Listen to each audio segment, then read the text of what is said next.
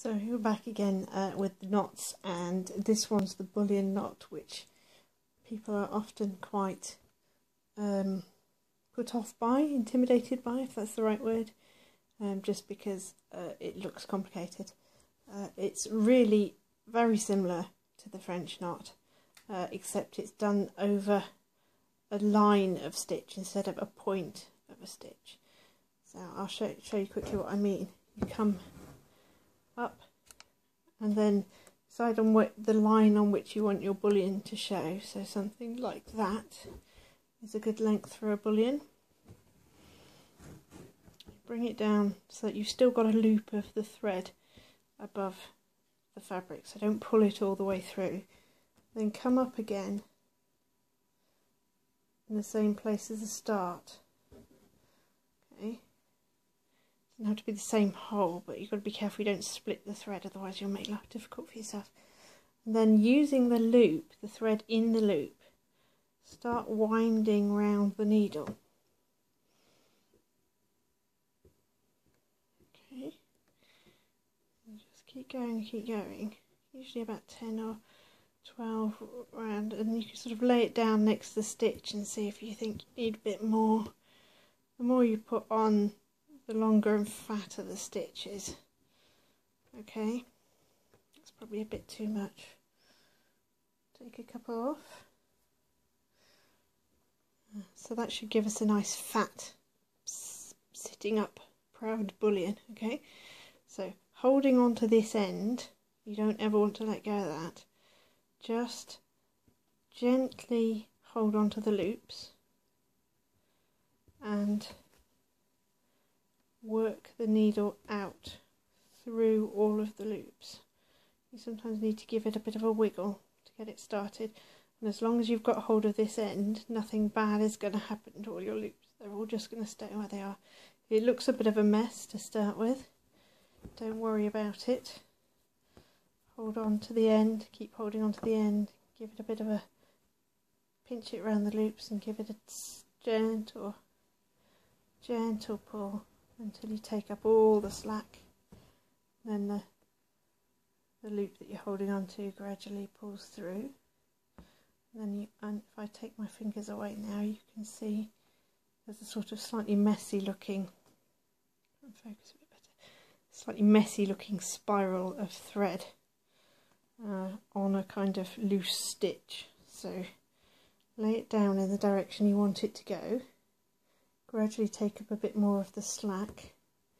Use your fingernail or the end of your needle just to arrange those loops how you want them. You can run your needle up and down under there.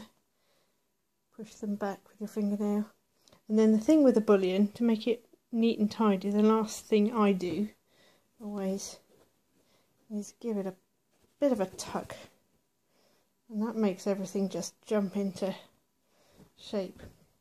If you want a particularly fat bullion, you don't want to give it too much of a tug, otherwise it does tend to make it go thinner.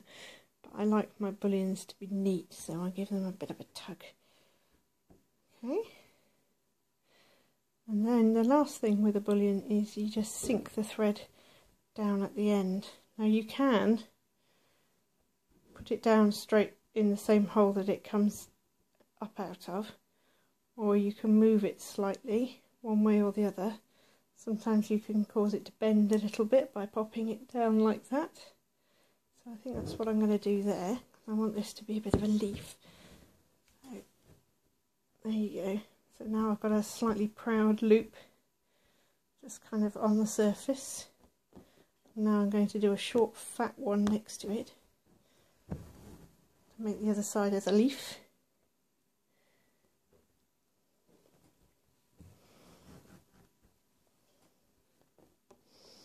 So bullions can be short and fat, they can be long and thin.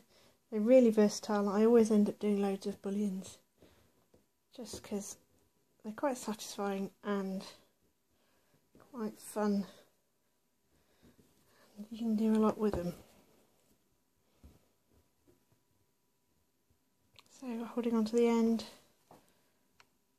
this is my other hand, keeping hold of my end very important to keep, because if this starts unravelling, then you're in a knot. Okay, pull it all the way through. I mean, if you get into this sort of situation where you just, you know, it looks a complete mess, don't panic, because, and even if you let go at this point, you can always retrieve it. It kind of looks like it's a total disaster if it goes like that. But actually, if you just keep at it, give it a bit of a pull, here's your short fat bullion that you wanted. Okay. Use your needle to organise the loops, give it a pull, and sink it down wherever you want it to go. So there's a quick bullion knot leaf. And then the other thing you can do with bullions is to make them long and thin and not short and fat. So if I wanted to make this into a flower with the stalk,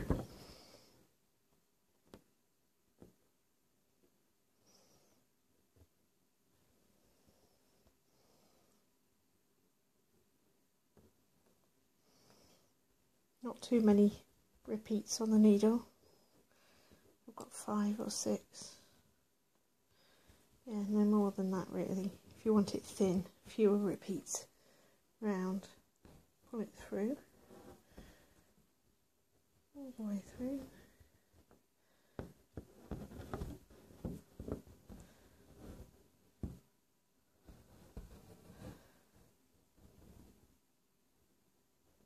Your nail job.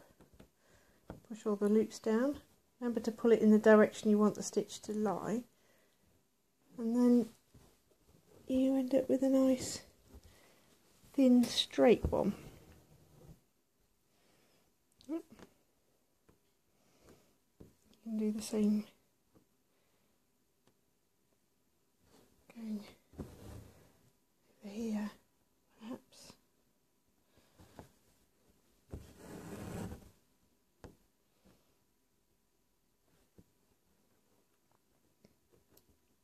So using the loop that you've got, not pulling the loop tight, pushing the needle up, using the end nearest the needle, start winding round. 4, 5, 6. Using your fingers to hold the loops together. Nothing too tight, otherwise you'll never pull the needle through all of the loops. If you yank it too tight, then the needle basically it's just really difficult to pull it out. So lie it down in the direction you want the stitch to be. Use your fingernail to arrange all the loops. See how that's kind of messy. If you give it a good pull, usually you can sort out the messy bits. This is where having really good tension on your loop, on your hoop, embroidery hoop, makes a real difference, because you can give it a good pull without making a big hole in the fabric. Now you can see how those have now just kind of sorted themselves out.